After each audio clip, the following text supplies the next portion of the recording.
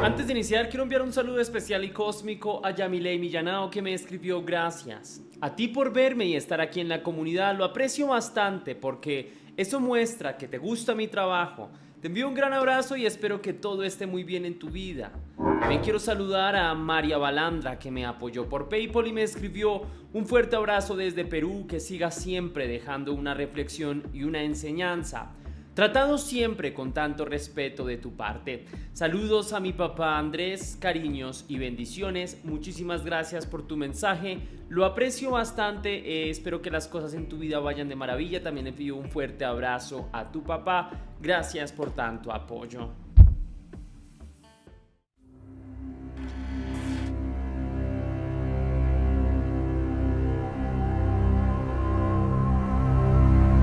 El calor abrasador del desierto de Sonora parece suspenderse en el aire, inmóvil y sofocante. Bajo el sol inclemente, la tragedia ha cincelado con fuego un recuerdo imborrable en la memoria de un pueblo entero. No es la primera vez que la violencia ensombrece el árido paisaje sonorense, pero este caso en particular ha dejado una herida abierta en la conciencia colectiva. 3 niñas y su madre, una familia entera, han sido arrebatadas de este mundo de la manera más cruel. En las noticias los llaman víctimas de un cuádruple feminicidio, palabras frías para un crimen atroz que desgarra el alma. Pero más allá de las estadísticas y los titulares, está el inmenso dolor humano, el de un padre que ha perdido a sus hijas, el de una abuela que despide a sus nietas y a su hija, el de una comunidad que llora y clama justicia. Esta es la historia de esa tragedia, una historia real contada con la prosa íntima y reflexiva de quien busca entender lo incomprensible, de quien intenta hallar destellos de sentido en medio de la oscuridad. Es la crónica de un engaño imperdonable, de la confianza traicionada y de un último abrazo que congeló para siempre el tiempo en una tarde de verano.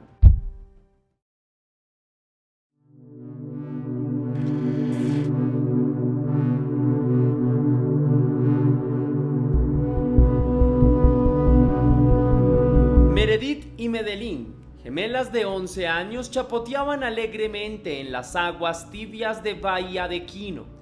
Junto a ellas jugaba Carla, su hermanita de 9, construyendo castillos de arena que la próxima ola inevitablemente borraría. Margarita, su madre, las vigilaba con ternura bajo la sombrilla, atesorando cada risa, cada destello de felicidad reflejado en los ojos de sus pequeñas. Aquella excursión playera del 3 de julio parecía una escapada familiar común bajo el radiante cielo veraniego. Nada hacía presagiar la tragedia que se avecinaba. Cuando el sol comenzó a derretirse en el horizonte, tiñendo de naranja y púrpura el cielo del desierto, Jesús Antonio, la pareja de Margarita, las instó a emprender el retorno a casa. Jesús Antonio era un hombre de semblante tranquilo pero taciturno. Para las niñas, él era el padrastro con quien a veces jugaban y en quien confiaban, pues su madre les había asegurado que las quería. Confiaron en él también esa tarde, subiendo al automóvil todavía con la sal en la piel y el cansancio dulce de un día de juegos. Margarita se sentó adelante, quizás sonriendo al recordar las risas de sus hijas en la playa, mientras atrás las 3 hermanitas se acurrucaban juntas, adormiladas por el vaivén del vehículo y el arrullo distante del mar. El auto se internó en la carretera de regreso a Hermosillo mientras la noche caía lentamente.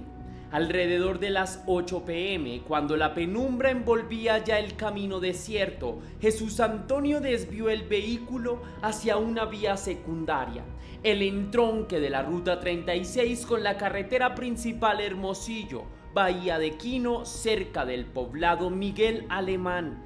Bajo el cielo violáceo detuvo el coche a un costado del camino polvoriento. Margarita frunció el ceño, quizás extrañada. Aquel no era un sitio habitual para pasar. Antes de que pudiera preguntar cualquier cosa, el estruendo seco de un disparo rasgó el silencio del anochecer. Margarita cayó al suelo a un lado de la carretera.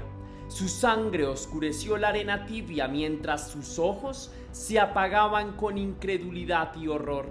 Jesús Antonio había jalado el gatillo sin titubear, disparándole a quemarropa a la mujer que unos minutos antes le sonreía confiada. La madre de familia quedó tendida, inmóvil, con la mirada perdida en las últimas luces del día. Sus hijas, aún dentro del auto, fueron testigos inocentes de ese instante de pesadilla. En un segundo, el mundo que conocían, uno lleno del amor de mamá y la seguridad de la familia, estalló en pedazos. Jesús Antonio respiró agitadamente. Quizá por su mente pasaron dudas fugaces o alguna sombra de remordimiento. Sin embargo, su determinación macabra no flaqueó. Volvió al auto donde las niñas lloraban y gritaban, aterrorizadas y confundidas. Pisó el acelerador dejando atrás, en la cuneta polvorienta, el cuerpo sin vida de Margarita. Las gemelas sollozaban abrazadas a Carla, tratando de consolarla, aunque ellas mismas estaban paralizadas de pánico. Jesús Antonio conducía con la mandíbula tensa. En la penumbra de la noche, sus ojos reflejaban la frialdad de quien ha cruzado un punto sin retorno. Tras unos 7 kilómetros de avanzar por la solitaria carretera secundaria, el auto se detuvo de nuevo. Afuera, la noche desértica era cerrada y silenciosa, apenas rota por el canto lejano de grillos y el murmullo del viento entre los matorrales. Jesús Antonio apagó el motor. En el asiento trasero, las niñas se miraron entre sí con el corazón desbocado. Meredith, siendo apenas unos minutos mayor que su gemela, pero sintiéndose la más grande, secó las lágrimas de Medellín con sus deditos temblorosos. Carla, la más pequeña, se aferró a la mano de una de sus hermanas sin comprender del todo, pero sintiendo el mismo terror helado. El hombre salió del auto y abrió la puerta trasera. Su silueta se recortó bajo la tenue luz de las estrellas, mientras con voz áspera ordenó a las niñas que bajaran. Ellas obedecieron con pasos vacilantes, las rodillas débiles. Meredith, Medellín y Carla temblaban bajo la bóveda nocturna. No solo temblaban de miedo, sino también por la brisa fría que recorría la planicie ahora que el calor diurno había cedido a la noche. La oscuridad parecía tragarse sus pequeñas figuras. Jesús Antonio sostenía el arma en la mano, la misma pistola calibre 22 que guardaba en la guantera de su auto, según sabrían después los investigadores. Brilló un instante al ser alzada contra las niñas. ¿Qué pensamientos cruzaron por la mente de Meredith en ese momento? Tal vez una súplica muda a la sombra que antes llamaba papá de cariño, o el impulso irrefrenable de proteger a sus hermanitas. En el segundo en que el primer disparo hendió la oscuridad, una de las gemelas se abrazó a la pequeña Carla en un instinto desesperado de amor y resguardo. Quizá fue Meredith protegiendo a la más chiquita, cubriéndola con su cuerpo, o tal vez fue Medellín, idéntica en apariencia y en valentía. Nunca lo sabremos con certeza. Lo que sí sabemos es que aquel abrazo fue el último abrazo, un gesto de amor incondicional en medio del horror. Los estampidos resonaron uno tras otro, crueles, definitivos. Los gritos ahogados de las niñas se apagaron en la noche, reemplazados por un silencio sepulcral que se extendió por el desierto.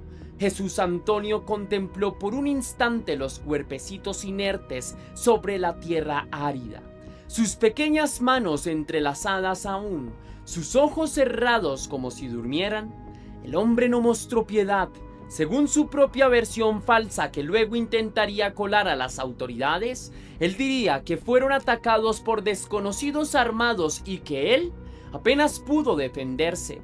Pero en ese momento no había más testigo que la luna pálida y las estrellas titilantes. Con apresuramiento, arrastró los cuerpecitos unos metros fuera de la carretera, dejándolos cerca de unos matorrales como si se tratase de simples objetos descartados. Sin voltear la vista atrás, subió al auto nuevamente y se alejó en la oscuridad, dejando a su paso un rastro de muerte y silencio.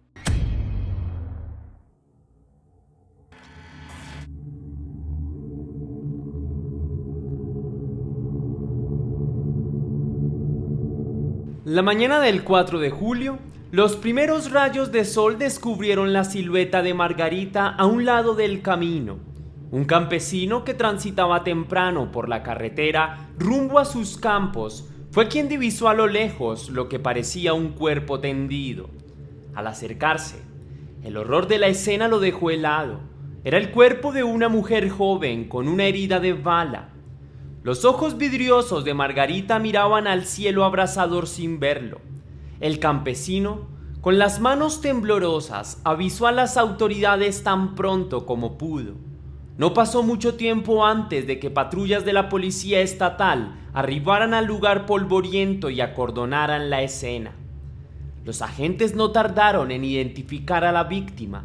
Margarita, de 30 años, había sido reportada como desaparecida pocas horas antes por sus familiares, quienes no habían sabido de ella ni de las niñas desde el día anterior. Ahora sus peores temores empezaban a materializarse. Junto al cuerpo, la policía pudo haber encontrado algún objeto personal, quizá la bolsa de Margarita o documentos que confirmó su identidad. La noticia de su hallazgo corrió como pólvora entre la comunidad y hasta las redes sociales. Una madre joven asesinada y abandonada en la carretera que conecta Hermosillo con Bahía de Quino. Pero una pregunta desesperada y urgente palpitaba en todos los corazones. ¿Dónde estaban sus hijas? Carlos Tapia, el padre biológico de las niñas, recibió la noticia como un mazazo. Él y Margarita habían estado separados hacía tiempo, pero compartían el amor por sus 3 hijas.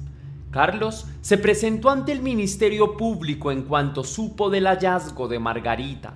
Angustiado, informó a las autoridades que las 3 pequeñas habían estado bajo el cuidado de su madre y que habían salido de paseo con Jesús Antonio, quien era la pareja sentimental ocasional de Margarita. Para Carlos, Jesús Antonio no era un extraño.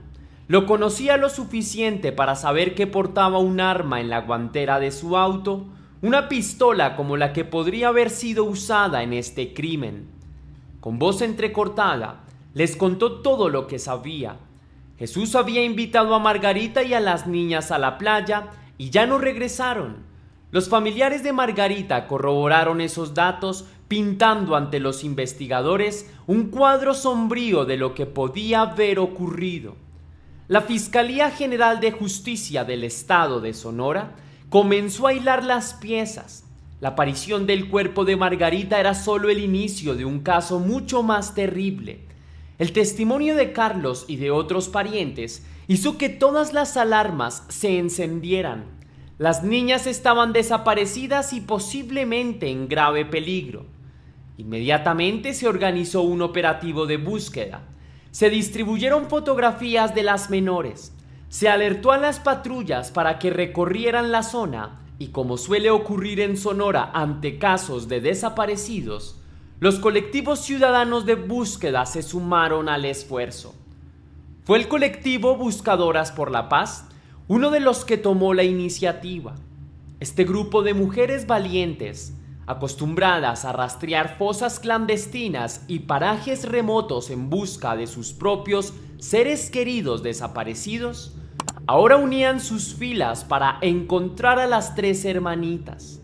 Esa misma tarde del 4 de julio, las buscadoras recorrieron tramos de la carretera, buscando entre la maleza con la esperanza, mínima pero latente, de hallar a las niñas con vida. 2 llamadas anónimas al colectivo guiaron sus pasos hacia un punto específico de la carretera estatal 36, cerca de Miguel Alemán. Algo les decía que debían buscar allí con urgencia antes de que la luz del día se extinguiera. La escena al caer la tarde del 5 de julio quedaría grabada para siempre en la memoria de Sonora. Bajo un cielo todavía incandescente por el sol, entre ocres y dorados polvos del desierto, una integrante del colectivo lanzó un grito ahogado. Había visto algo entre unos arbustos a metros del camino. Todas corrieron. Lo que encontraron les heló el alma. Los cuerpecitos de Meredith, Medellín y Carla yacían juntos, sin vida. Las gemelas de 11 años y su hermanita de 9 habían aparecido, pero de la peor manera posible, asesinadas y abandonadas en aquel paraje solitario. Una de las gemelas, aún en la muerte, abrazaba a la más pequeña como intentando protegerla hasta su último suspiro. Esa imagen, la inocencia aferrándose al amor en medio de la barbarie, arrancó lágrimas incluso a las buscadoras más endurecidas por años de encontrar horrores. En todos mis años de búsqueda nunca me había tocado una escena tan triste, tan dolorosa, diría después una de ellas con la voz quebrada. Sus palabras eran un eco del dolor colectivo. Las autoridades pronto llegaron al lugar. Los peritos forenses trabajaron entre sollozos contenidos y miradas atónitas. Confirmaron lo evidente. Aquellas eran las 3 niñas desaparecidas. Sus familiares más cercanos, que aguardaban con el corazón en un hilo, identificaron los cuerpos ante el Ministerio Público. Se oficializó entonces lo que nadie quería creer. El caso se consolidaba como un cuádruple feminicidio, el asesinato de una madre y sus 3 hijas por razones de género, un crimen atroz que sacudía la región. Las niñas presentaban signos de violencia, huellas de la crueldad a la que fueron sometidas. Por la forma en que fueron halladas en distintos sitios, se sospechaba que tal vez habían sido retenidas contra su voluntad antes de su muerte, aunque los detalles exactos tardarían en esclarecerse. Mientras retiraban los cuerpos con sumo cuidado, cubriéndolos con mantas blancas y bajo la luz mortecina del ocaso, un escalofrío de indignación y tristeza recorrió Hermosillo y toda Sonora. ¿Quién podría cometer un crimen tan monstruoso? Las miradas de los investigadores se enfocaron en un nombre: Jesús Antonio. Era el último que había estado con ellas. Era la pareja de la madre, alguien cercano, en quien Margarita había confiado, y ahora las piezas de la historia empezaban a encajar de la manera más terrible.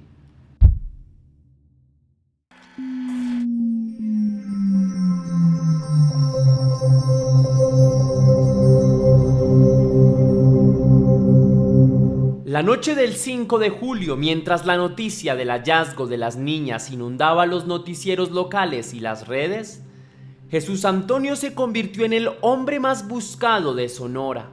Hasta ese momento, su nombre quizás solo significaba algo para su círculo cercano, pero en cuestión de horas su rostro empezó a circular oficiosamente entre las corporaciones policiales. Las autoridades ya tenían información clave. Sabían que era la pareja sentimental de Margarita y que tenía una reputación turbia. La Fiscalía de Sonora reveló que este hombre de 30 años estaba identificado como miembro de un grupo criminal dedicado al narcomenudeo en Hermosillo. No se trataba de un ciudadano cualquiera, sino de alguien con presuntos nexos al mundo de la delincuencia y la violencia. Todo Sonora contenía el aliento esperando su captura. Jesús Antonio intentó esfumarse, quizá huyendo entre las sombras de la misma noche que le sirvió de cómplice. Pero la huida le duró poco. El 6 de julio, apenas al día siguiente de encontrar a las niñas, agentes de la Agencia Ministerial de Investigación Criminal le siguieron el rastro. En un operativo relámpago, lograron ubicarlo y detenerlo en flagrancia, sin darle oportunidad de escapar. Durante la captura, además, incautaron entre sus pertenencias y vehículo indicios que lo vinculaban no solo con el cuádruple homicidio, sino también con sus actividades ilícitas de mercadeo con las sustancias ilegales. Finalmente estaba bajo custodia el hombre señalado de arrebatar 4 vidas inocentes. Tras su arresto, Jesús Antonio fue presentado ante el Ministerio Público para rendir declaración.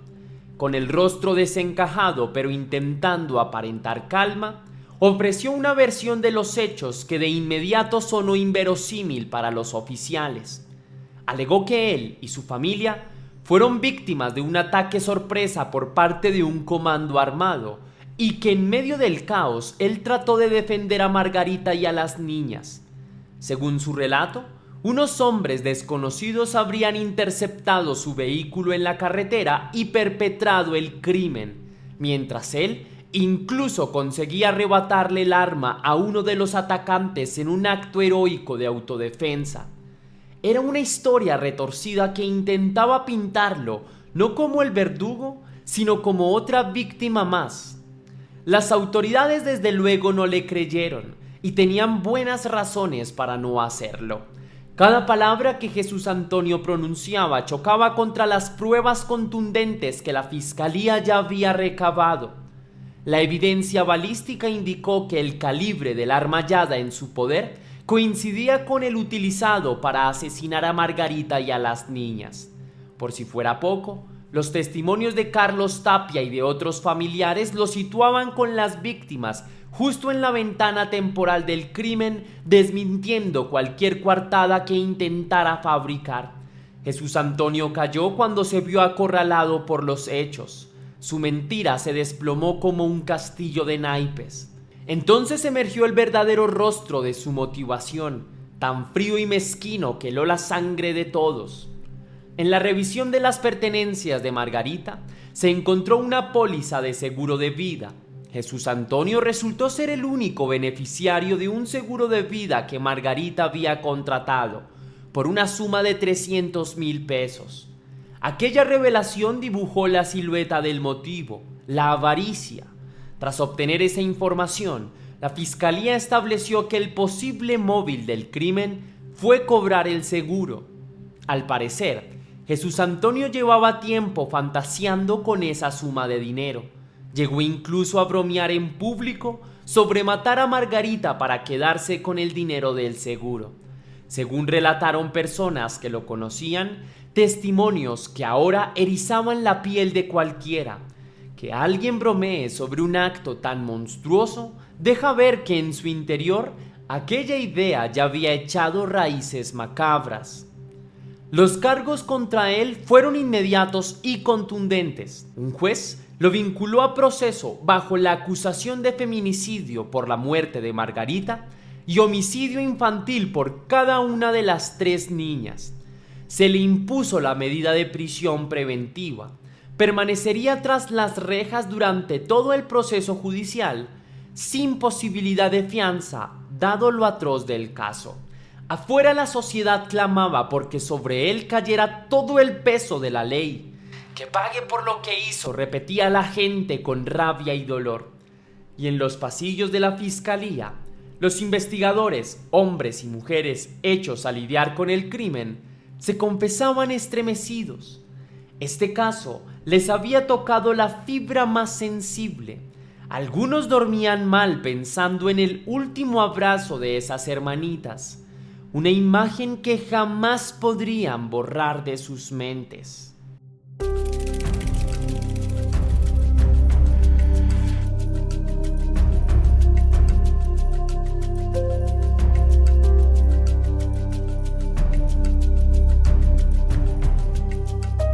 La noticia de la captura de Jesús Antonio trajo un respiro momentáneo a la población. El monstruo ya no estaba suelto, pero ese alivio no mitigaba el profundo dolor ni la furia que se había apoderado de la comunidad. En Hermosillo, en el poblado Miguel Alemán y en toda Sonora, la indignación fue creciendo como una ola imparable. Colectivos de búsqueda, organizaciones feministas y vecinos se unieron en vigilias y protestas simbólicas.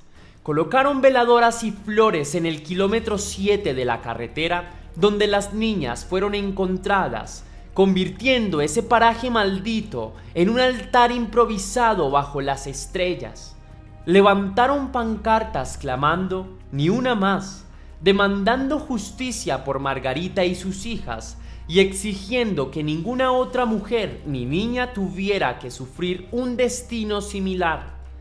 El 7 de julio, el eco de esta tragedia llegó a los más altos niveles del país. La recién investida presidenta de México, Claudia Sheinbaum, dedicó unos minutos de su conferencia matutina a condenar energéticamente el asesinato múltiple. Con el semblante serio, afirmó que hechos así no quedarían impunes y giró instrucciones a su gabinete de seguridad para revisar las cifras de violencia intrafamiliar y de homicidios de menores, buscando reforzar las medidas de prevención a nivel nacional. Siempre vamos a condenar cualquier feminicidio y obviamente la violencia contra niñas y niños, declaró con voz firme desde el Palacio Nacional. Sus palabras resonaron con fuerza, pero para muchos las palabras ya no eran suficientes. Hacían falta de acciones concretas. El gobernador de Sonora, Alfonso Durazo, también alzó su voz en la plataforma X, antes Twitter. Escribió con tono personal: como padre y abuelo, lamento profundamente el asesinato de 3 niñas y su madre en Hermosillo. Las palabras deben ir acompañadas de acciones. El responsable ya fue detenido. Mi compromiso como gobernador es seguir actuando con firmeza para evitar que hechos como este se repitan, fortaleciendo la prevención, el acceso a la justicia y la protección a las víctimas. Sus declaraciones buscaban dar un poco de calma a la población, asegurándoles que desde el gobierno no se escatimaría en castigo y en reformas para que una atrocidad así no volviera a ocurrir. Entretanto, en una modesta vivienda de Hermosillo, la realidad del duelo cobraba forma. Los cuerpos de Margarita y sus 3 hijas fueron entregados a la familia para darles santa sepultura. La velación se llevó a cabo en la casa de la abuela paterna de las niñas, en un barrio humilde donde tantas veces las pequeñas habían jugado en la acera y saludado a los vecinos con sus sonrisas mellizas. Ahora, ese mismo sitio se convirtió en un recinto de llanto contenido y dolor compartido. Los 4 ataúdes, 3 blancos pequeñitos y 1 café sencillo, se colocaron en la sala principal. Sobre ellos, coronas de flores blancas y rosas, peluches que alguna vez les pertenecieron a las niñas y sus fotografías sonrientes, congeladas en un tiempo anterior a la tragedia. Acudió toda la comunidad bajo el sofocante calor veraniego. Decenas de personas se agolparon dentro y fuera de la casa para dar el último adiós. Los ventiladores zumbaban inútilmente contra el bochorno, pero nadie se movía. El calor no importaba, importaba acompañar en el dolor. Las vecinas se turnaban para llevar agua fresca y abanicar a la abuela, quien en su silla miraba fijamente los féretros con la mirada perdida, incapaz de derramar más lágrimas. Las oraciones en voz baja llenaban el aire pesado. Un sacerdote ofreció palabras de consuelo, hablando del misterio de la injusticia y de cómo incluso en la oscuridad más profunda podría encontrarse algún día resignación, si no es que paz. Carlos Tapia, el padre de las niñas, permanecía de pie junto a los ataúdes de sus hijas, pálido y enteco, como si la vida se le escapara con cada suspiro. Había decidido que a Margarita también la velarían junto a ellas. A pesar de que ya no eran pareja, en ese momento eso no importaba, porque todos formaban parte de la misma tragedia.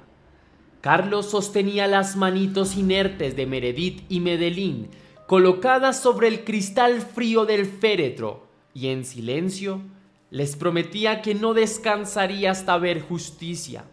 Cuando los medios locales lograron hablar con él brevemente, Su voz apenas fue un murmullo. Siempre estuve con mis niñas y ahora me dejaron solo, dijo mientras sus ojos se anegaban sin remedio. Aquellas palabras resumían el vacío infinito que le había quedado. Él, que las había visto venir al mundo, ahora tenía que sepultarlas. Y en ese lamento de "me dejaron solo", también se leía la devastación de una comunidad entera que sentía que algo se había roto en el tejido de la realidad. La indignación de Carlos era la de todos. Pidió la pena máxima para el responsable. Declaró con un hilo de voz, casi escupiendo las sílabas por el dolor y la rabia mezclados. Y su petición no cayó en saco roto. Tanto la Fiscalía de Sonora como los ciudadanos de a pie estaban de acuerdo. No habría clemencia para el asesino. Los fiscales anunciaron que buscarían una sentencia ejemplar acorde a la suma de vidas arrebatadas. Hablaban ya de acumular penas que fácilmente sumarían más de 70 años de cárcel, incluso contemplando la prisión vitalicia si la ley lo permitía. Ni con toda su vida que dure en la cárcel va a pagar lo que hizo, había dicho Carlos en su primera declaración pública, y muchos asentían ante estas palabras. Porque ¿qué castigo es suficiente para alguien que destruye una familia entera? ¿Cómo se repara un daño así? Durante el sepelio, 3 pequeños féretros blancos descendieron al mismo tiempo en la tierra, uno al lado del otro, como las hermanitas que en vida siempre caminaban de la mano. A su lado, Margarita también fue enterrada. Los sollozos estallaron al sonar las palabras de tierra cayendo sobre la madera. «No, mis niñas, no», gemía la abuela inconsolable, mientras Carlos permanecía de rodillas sobre la tumba recién cubierta, con la mirada clavada en el suelo, silencioso, devastado. La gente les rodeó formando un círculo de amor y solidaridad, intentando sostener a esa familia rota en sus brazos colectivos. Al caer la tarde, el camposanto quedó en un silencio apenas rasgado por el canto triste de una paloma. Sobre las tumbas aún frescas, quedaron flores marchitándose bajo el sol inclemente, y una pregunta flotando en el aire ardiente. ¿Por qué? ¿Por qué alguien haría algo tan atroz? No había respuesta que pudiera satisfacer la lógica o el corazón.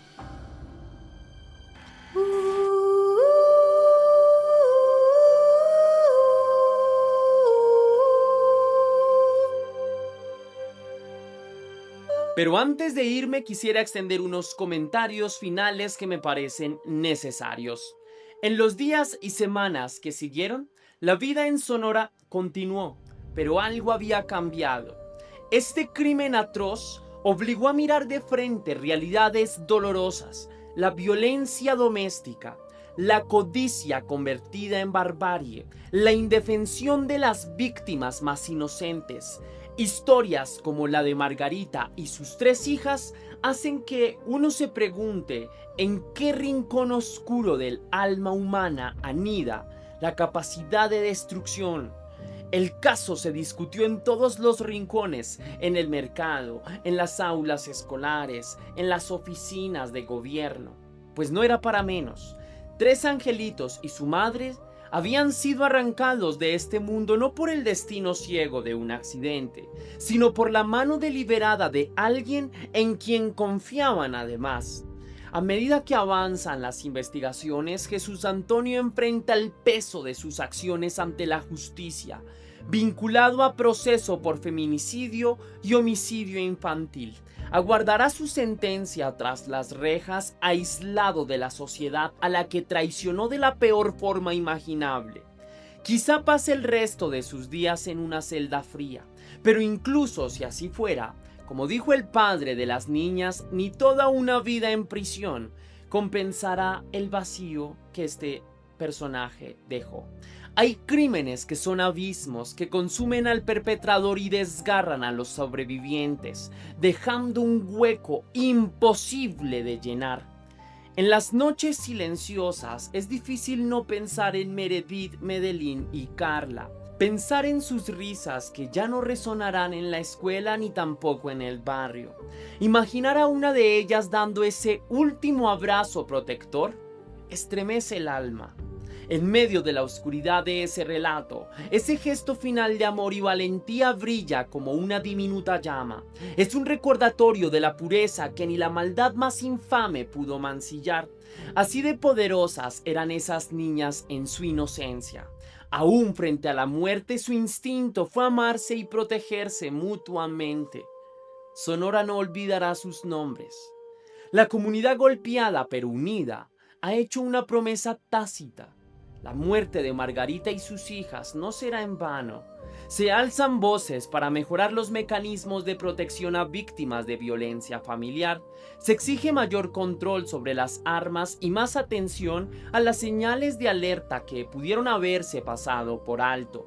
Tal vez con el tiempo de este horror nazca una voluntad renovada de cambiar las cosas, de fortalecer la prevención, el acceso a la justicia y también la protección a las víctimas tal como prometió el gobernador. Es una aspiración complicada en un país donde estas tragedias desafortunadamente se repiten, pero la memoria de esta familia puede convertirse en la semilla de conciencia. Al final de este caso queda una estela de emociones encontradas, la tristeza profunda por las vidas truncadas, la rabia ante la traición vil de quien debía cuidar y no lo hizo, el consuelo agrio de ver al culpable tras las rejas y la esperanza tenue de que la justicia terrenal cumpla su cometido. Como la persona que ha seguido este caso, no puedo evitar reflexionar sobre la fragilidad de la confianza humana. Margarita confió su felicidad y la de sus hijas a quien creía su compañero, y ese acto de fe le costó absolutamente todo. ¿Cómo prevenir que algo así vuelva a suceder? Quizá no haya una respuesta sencilla a esta pregunta. Sin embargo, en honor a Margarita, Meredith, Medellín y Carla, la sociedad sonorense y todos nosotros les debemos mantener viva su memoria, que su historia se cuente una y otra vez, no solo como un lamento, sino como un llamado urgente a protegernos unos a otros, a no callar ante las señales de violencia, a no ser indiferentes. En medio de la desolación, es allí donde tal vez encontramos un sentido, en convertir el dolor en acción, la indignación en cambio. El sol de Sonora seguirá brillando implacable sobre el desierto, pero cada vez que ilumine el kilómetro 7 de la carretera Hermosillo, Bahía de Quino, donde ocurrió el último abrazo, ese rayo de luz llevará consigo la memoria de esas 3 hermanitas y su madre. Un recuerdo imborrable, doloroso, sí, pero también necesario, porque al recordarlas las hacemos eternas y de algún modo les prometemos que su muerte no caerá en el olvido. En ese recuerdo y en la búsqueda de justicia, ellas viven. Y tal vez, solo tal vez, en la profunda tristeza de este caso, podamos encontrar la determinación para que nunca más se repita una tragedia semejante. En la voz del padre, en el clamor de una comunidad entera y en la prosa de este caso, queda grabada para la posteridad la historia de Margarita, Meredith, Medellín y Carla. Que descansen en paz y que su último abrazo, símbolo de amor puro en medio de la oscuridad, ilumine el camino hacia una sociedad más justa y humana. Muchísimas gracias, mi leyenda, por quedarte hasta este punto del video. Si te gustó, déjame saber con tu misterioso like. Si quieres y si puedes hacer una pequeña donación para la producción de Test Misterios, estaré enormemente agradecido, y lo puedes hacer de 2 maneras distintas. La primera es con el botón de super gracias que se ubica allá abajo justo al lado del botón compartir, o también vía PayPal, ya que tienes el link en la descripción y en el comentario fijado. Si lo haces, recibirás un agradecimiento personalizado y un saludo de mi parte para un próximo video. Recuerda seguirme en mis redes sociales, en mi Instagram personal, Test Misterios, en el Instagram donde subo contenido de True Crime, soy Test Misterios, en mi página de Facebook, Test Misterios, en mi perfil de Facebook Test Misterios, en mi cuenta de TikTok Test Misterios, en todas las redes para que tú y yo estemos más en contacto y de que no te pierdas ninguna novedad. Y sin más que añadir por hoy, mi querida leyenda, recuerda que las dudas te acompañan, que somos misterio, que tú y yo nos vemos en un próximo caso.